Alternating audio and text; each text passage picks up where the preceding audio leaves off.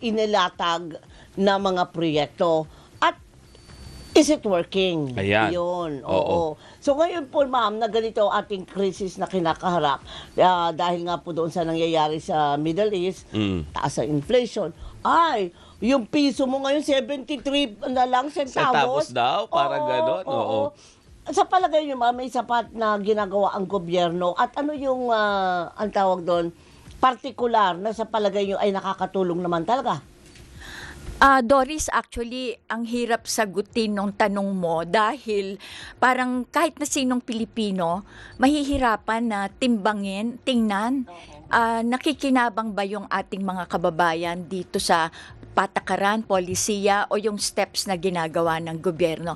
And yet, nakakaawa din yung gobyerno sa isang banda, no? Dahil ipit tayo dun sa international issue ng gera.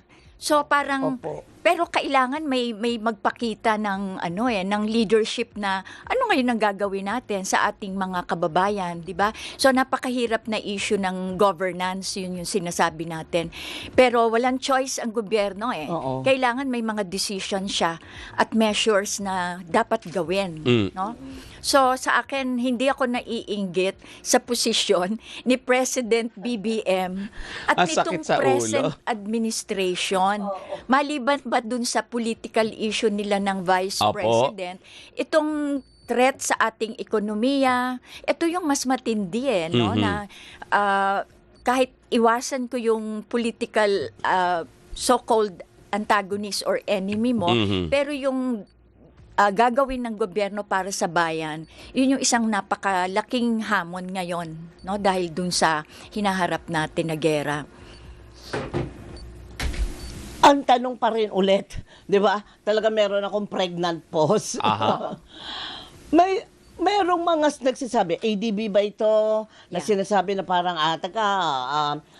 kahit naman sa buong mundo nangyayari ito, pero saludo pa rin kami doon sa mga ginagawa ng mga gobyerno, ng mga bansang apektado. At kabilang po ang Pilipinas. Comprehensive daw yung Oo. response nila pagdating dito sa global oil shock na sinasabi. Yan ay oo. based sa ADB. Correct. So, ano po ibig sabihin nun, ma'am? Actually, Doris, dun sa sinasabing comprehensive, ang ating administrasyon, in fairness, tinitingnan kung paano yung mga kagyat, hindi long term, hindi nga medium term, hindi nga kaya yun Yung immediate kagyat na pagtugon, Oo. halimbawa, yung pagbibigay ng subsidio, yung subsidy para dun sa mga driver Okay. natin na ayaw nang magmaneho dahil sa taas ng halaga ng Hindi na oil. makapagmaneho. Hindi na makapagmaneho. Bakit ka pa lalabas, hindi ba? Correct. So, dahil dito, may mga immediate lang, pero hindi ito long-term na solution. Ang kagyat yung, halimbawa, sinasabi, bigyan ng ayuda. Napakaliit lang nun. Magkano lang yung ibinibigay para dun sa mga driver ng ating public vehicles, So may targeted subsidy, ibig sabihin hindi lahat Meron. subsidized. Opo. Hindi Diba? kasali lahat. Oo, pero parang sige na nga, parang pampalubag loob, meron kang makuhang konting amount kesa sa wala. Pero hindi talaga kinakaya na isustain na ito, 'di ba? Yung isa din yung sinasabi natin na ayuda ay umabot siya ng halos 1,000,000 sa mga public utility service drivers. 1,000,000, pero palagay ko mas mahigit pa ron yung nangangailangan So hindi tinatry tumulong pero hindi talaga kayang sakupin lahat, no? Oo. So isa 'yon. Yung isa din yung temporary ulit, hindi pang matagalan. Halimbawa yung pagsuspende ng tax sa LPG. Oo. 'Di ba? Kasi napaka-basic na item nitong Correct. LPG at saka yung kerosene. Pero yung suspension na ginagawa ng administrasyon can be good only for 3 months. No? Pagkatapos nun, baka babalik ulit yan dun sa dati dahil tinitimbang din ng administrasyon, ng gobyerno, ang aaray naman yung mga nasa Tama. gitna na Tama. nagbebenta ng LPG, Oo. ng kerosene. So, ang hirap timbangin na parang totally, naririnig ko yung ibang opinion para sa mga taong maliliit. Oo pero hindi lahat ng tao sa Pilipinas yung maliliit titimbangin nung administration yung nasa middle income, napupull down din sila pag dinere-diretso natin na binabaan yung kita sa LPG, no?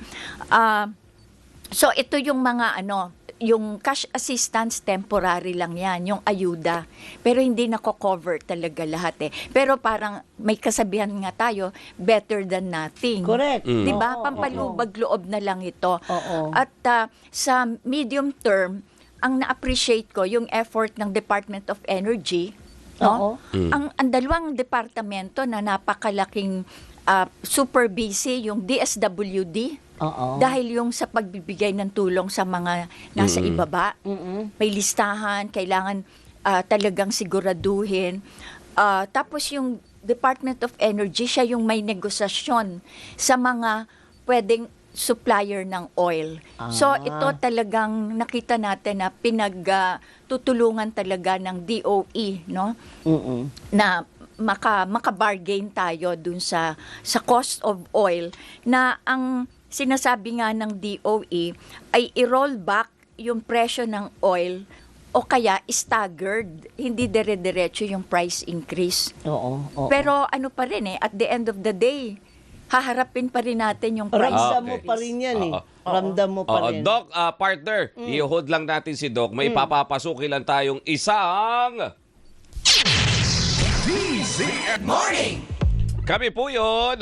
Kami po yun. Nagbabalik ang tandem ng bayan habang partner... Tandem, ha? Oo, tandem! Habang nakikinig ang mga kaibigan natin sa Senado, alam mo naman ang Senate talaga ba? partners, di ba? Sabi ko sa'yo, kahit saan ka umikot doon, ang TV monitor nila nasa DZMM. Wow, Okay, maraming kaya naman isang salamat. patunayan na ang DZMM talaga #1 cable channel sa buong Pilipinas. Ay, yan di ba? lang naman. Aha. Oo. Magandang umaga sa mga Maliit na bagay. Oo, maliit na bagay. Sa mga sexy, Yawn. mga naging tropa mo to Si Oo. Ate Dang Garcia at si Myla Aguer Oo. na patuloy na nagpapaganda today. Good morning! Good morning. Kailan kayo rarampa? Bakit kayo ganyan? Oo. Ang gaganda at ang sexy. Correct. Meron pang isa. Kaya lang hindi nagpaparamdam sa atin. Dahu. Aba, Sherry Ann Torres, Torres. Oo. nakita ko kahapon. May Nakita. good news akong ichichika sa'yo mamaya. Ay, nice. Oo, mamaya. Sherry Ann Torres. Oh. Naalala mo. Sherry Ann Torres. Oo. Ay, maraming salamat po sa inyo mga taga-Senado at mabuhay po kayo. Sana ay hindi kayo mawalan ng interes Aha. sa panunood sa amin. Ayan. Oo. Balikan po natin si Dr. Ed Daco, ang isa pong political analyst, para po ituloy natin yung discussion natin, partner. Para mas maunawaan ng mga kababayan natin, di ba? Correct. Doc, doon naman sa issue ng binabanggit na inflation, ang daming mga itinutulong ng government. Oo. Sabi nga natin, bagamat pansamantala, tulong pa rin to. Kasi Exactly. kung makikita natin, kung hindi ito binavalue ng mga kababayan natin, hindi yan magkapipila sa napakainit, Yan nga, di ba? Kung hindi nila ito kailangan. Pero with the inflation na kahit nabigyan ng tulong, kung mas mahal naman yung naman ang bibilin, Oo. kung mas mahal naman yung serbisyo, ano po yung pwede nating gawin Tapos sa mga... walang dagdag sahod. Tapos walang dagdag sahod. Ano pang pwedeng intervention yung pwedeng gawin? Or tayo pong mamamayan, anong dapat natin gawin kapag nasa mga ganito situation? Alam natin, hindi natin gusto lahat. Dahil lang yan sa isang tao, kaya nagkakaganito tayo. Kaya nga. Mr. Trump. Doc. Ang isang nalaman ko na parang isang tinutulak lalo na dun sa ngayong pangyayari, ngayong mga panahon na to, ay yung medyo magkaroon ng amendment dun sa batas ng VAT. Apo. No? Tinutulak yata ito ni Senator Risa Hontiveros, Oo. yung value-added tax. Kasi tayo, kahit anong bili natin, may tax yun Pero hindi naman natin alam kung paano bumabalik para sa mga tao. Correct. Ngayon, yung amendment nung batas na yan, dun sa value-added tax, parang gustong ipakita na ano yung benepisyo mula dun sa binayad natin na tax na dapat ibalik ng gobyerno para sa mga kababayan natin. Kasi pag tinax tayo, nagbabayad lang tayo, pero hindi natin nalalaman na paano ba ako nakinabang dito? So parang in the long run, in the long term, sana, knock on wood, maipasa itong amendment ng VAT para hindi naman nananatili na andun lang sa administration yung desisyon kung paano gagamitin yung tax na kinuha sa mamamayan, no? Paano makikinabang at paano gagawing mas patas yung pag-exact ng tax sa mga tao. Tama. Kahit anong bilhin mo, may tax yun eh. Oo. Pero may mga nagsasabi, hindi ba partner, lalo na yung mga nandoon sa laylayan. Pakialam ko sa mga tax na pinagsasabi nyo. Hindi naman ako nagtatrabaho, wala naman akong trabaho, so wala akong tax na dapat bayaran. Pero actually, Doris, kahit anong bilhin natin, Meron. may tax na nakaakibat yun eh. Nakadagdag na agad siya, di ba, Dok? Parang no choice Pasok ka na na eh. Oo. Yun yung mga ilang spots na kailangan makita rin ng kababayan natin. Na kailangan may ibigay pabalik yung ating administrasyon, yung gobyerno, na paano nakikinabang ang mga tao. For any item na binili niya, may tax yan eh.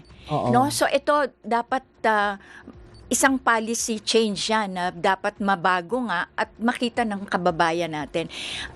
Kahit na yung yung halimbawa, yung sinasabing, yung ayuda, yung pagbigay ng magkano lang ba yon? Yun yung immediate lang eh. Pero hindi yan masusustain ng dire-diretso, di ba? Pero itong mga anything na binibili ng Pilipino, bawat Pilipino, may kinukuha sa atin doon eh. Kailangan merong, yun yung medium and long term na kailangan mabago. Maganda may mga nagtutulak ngayon na nakita na paano nga ba yung balik sa mamamayan itong mga kinukuhang pera ng gobyerno na in the first place, kinuha yan dun sa sweldo, dun sa tax na binili mo.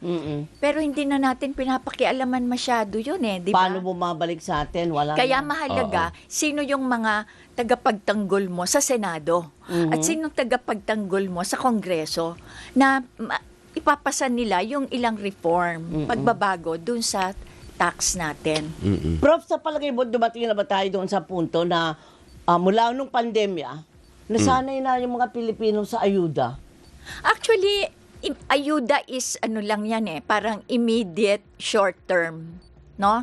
Kasi hindi naman tayo ang sistema kasi sa atin, hindi naman tayo isang sosyalistang bansa na lahat ibinibigay dun sa mamamayan, no? Pero kasi tayo, tinitimbang ng gobyerno yung paano yung investors, paano yung pribadong sektor. Tinitimbang niya yan eh, no? So hindi niya yan, ang hirap sabihin na gobyerno lang magdidesisyon. Parang kumbaga, nagnenegosasyon din yung gobyerno dun sa private sector. Tama. Kahit yung pagbaba ng gas dun sa Petron, which is subsidized by government, yun lang yung pero sa ibang oil company, hindi niya kayang i-impose, hindi kayang i-impose ng gobyerno yung reduction ng halaga ng oil. No? Alright. So medyo yan yung sistema ng ating ekonomiya at pamamahala, magkahalo kasi na hindi tayo sosyalista, so hindi lahat ay bigay sa tao. Tinitimbang yung paano makikinabang yung negosyante, yung mga kumpanya, no? So napaka inch by inch lang yung pwedeng gawing reform. So yung ayuda, pansamantala lang yan eh. Pero in the long run, anong klaseng sistema unless baguhin ang ating mga batas? Kaya mahalaga yung papel ng sino ba nagpapasa ng mga batas na, di ba, higit na makakatulong sa mamamayan. Pero, Doc, doon sa mga nangyayari po ngayon, nasa right track ba ang government doon sa mga programs na inalalatag niya? Or kung hindi naman, kung wala, baka mas mahirap na sitwasyon ba yung maranasan ng mga mamamayan natin? Hindi, actually, yung immediate need, kagyat talaga kailangan ng kababayan natin. So sa akin, although short term yan, parang pampalubag loob, eto lang yung kayang, okay na rin. Parang, We need it di ba? Kesa wala. Kesa wala. Oo. Pero mahihirapan ang ating gobyerno at talagang pag-iisipan niya yung medium term. Kasi yung ating medium term, nakalak naman dyan yung mga batas natin na kailangan na ring butasin Oo. at baguhin. Yun. Kaya kailangan natin ng nakaupo sa Kongreso at sa Senado na ang puso at ang isip ay para naman matimbang na hindi lang para sa profit, no? Oo. Para sa nangangapital. Kung hindi timbangin, paano yung weighing scale para sa kababayan natin? Kumbaga sa nangyaring ito, partner, Doc, naging eye-opener doon sa ilang pang mga bagay na dapat nung pa natin ginagawa na Oo. dinidisregard natin kasi hindi tayo na umaabot sa ganito kagipit na sitwasyon. Correct. Pero ngayon ganito tayo kagipit, tsaka tayo hahanap ngayon ng paraan para makalabas dito. At saka ang gusto ko ring sabihin, hindi yung politika natin ay instrumento para maayos yung kabuhayan. So halimbawa, binigyan ka lang ng 500 para iboto si ganito. Ang tindi nung kapalit nun pag nakaupo yan at walang ginawa, Oo, 'di ba? oo. So medyo kailangan yung politika at yung ekonomiya magkatali. Mahalaga yung ang panawagan ko naman sa mga lawmakers natin at karamihan dito ay mga abogado, kahit yung kababayan nating abogado, wag masyadong tumingin dun sa yung policy or law na kasi nakakulong tayo sa law Pero binabago kasi yung law dapat In fact, sa public administration, ang sinasabi namin, every 5 years, nire-review mo dapat yung policy Batas. na yan. Kasi kung hindi, ginagamit siya ng mga legislators na ito lang yung babaguhin o kaya yung ilang lawmakers, nakakulong tayo doon sa isang Nagiging obsolete na. obsolete Oo. na hindi na tumutugon dun sa pangangailangan Correct. ng Oo. kababayan natin. Oo. So, kailangan i-review yan at baguhin, no? So, yung isang damakmak na mga pumasa sa bar, wag naman sana na idepensa lang yung, ganyan na yung law Yun na nga Nagbabago dapat yung law Oo. occasionally. Oo. Doon sa Senate, Doc, narinig ko yan, this week lang, ang sinabi doon, hindi or masakit daw sa tenga na marinig na hindi, ito kasi sinasabi ng batas. Oo. Pero ang sinasabi, dapat kasi yung wisdom ng batas na yan ay para sa tao. Sa tao. Kung hindi na sinasagot ng batas na yan yung kapakanan ng mas nakararami at pumapabor na lang doon sa iilan, dapat palitan yun. Palitan Kaya na. nga, sa public administration, Robert, meron kaming time framing dapat. Hanggang kailan good ito yung policy na yan, yung law na Kumbaga yan. may expiration. May buhay ang batas. Hindi siya nakatatak sa, anong tawag doon? Bato. Sa bato. Oo. Binabago yan, nagkakaroon ng reforma yan. Dahil yung kababayan natin at yung mamamayan, iba na yung sitwasyon. Nakalubog na sila ng nakalubog. Pero yung batas natin ay mga 19 kopong-kopong na Oo hindi nga. naman umaangkop Totoo. na Oo. pagbibigay ng... 19 diba? kopong-kopong na nga, Oo. partner, Prof. Mas marami pang butas kaysa dun sa strainer. At ayaw Subject to galawin. isang batas. Subject to 459 million interpretations pa. So, ang Correct. hirap, I diba? love you, Doris. Parang hindi mo na malaman no? Oo. Alin ba? But at the end of the day, ang isang batas ay para sa mamamayan. Ayun. 'Di ba? Hindi yan para kay ganito or ayaw galawin na parang statue na lang yan. Oo. Kasi may buhay ang batas Yun yung sinasabi namin na pag nagmamaneho sa gobyerno, hindi yan yung nakatatak na forever yan. Na ganito lang lagi. Na ganito lagi, Oo. no? Kailangan may tenga tayo Opo. para sa mga kababayan. Dok, panghuli na lang sa part ko. Ang daming issue, itong epekto sa atin, itong crisis, plus meron tayong isyong politikal, ang Vice President, Ayan. di ba? Oo. Nakakadagdag pa to sa burden ng publiko or mas dapat tignan natin na kung ano yung maibibigay nito sa publiko, yung maibibigay na tulong sa publiko? Ang madaling sagot dyan, hindi nakakatulong yung pagwawatak-watak Pangulo at Vice President na kung saan pati atensyon ng kababayan natin dyan na nauwi sa Oo nga. sino ba ang manok ko? Kanino ba ako? Hindi kasi mas may malalim tayong issue na dapat harapin. Dapat yan medyo nadadivert kahit na yung political scientist natin. Ako ang tingin ko, hindi dapat magpakabaon dun sa politika. 2028 yung iniisip. Between now and 2028, sa natin pupulutin yung mga kababayan natin, hindi Yan ba? nga, oo. So, kailangan yung governance, yung kailangang harapin Wag yung kanino ka boboto or kanino magsaside. Talo tayo dun talo yung bayan Rather than yung agenda ng pamamahala ang kailangan nating pag-isipan. So ako naniniwala naman ako na kung naninira yung ibang opisyal, dapat hindi magpa-divert ng attention. In Tama. fairness sa administration, tutukan yung paano tutulungan ng ayuda, paano tutulungan makahanap ng trabaho, paano pabababain at titimbangin yung presyo. Paano gagawing mas accessible yung produktong mula sa probinsya, agricultural products. May mga efforts na doon na pampaluwag, hindi sapat pero nakakaluwag. Mas positibo yon kesa yung nakatutok ka sa ayaw mong suportahan yung dapat gawin ng isang namamahala. Ayan, oo. So, itigil ang bangayan.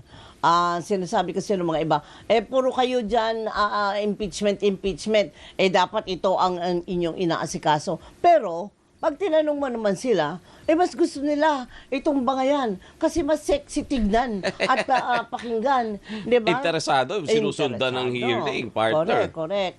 At dahil dyan, Dahil dyan. sana meron pa tayong panahon, Prof, kasi you lost me at gano'n na ganun. Hindi, natuto rin naman tayo. Kasi gusto namin lagi ipababa sa masa yung mga ganitong klaseng sitwasyon. Para hindi tayo bangka ng bangka, hindi naman pala tama yung ating Sinasabi. pananaw, sinasabi Oo. natin. So ano, total, fake news. Diba? Yun. Ayan. Doc, maraming salamat po sa magandang paliwanag. For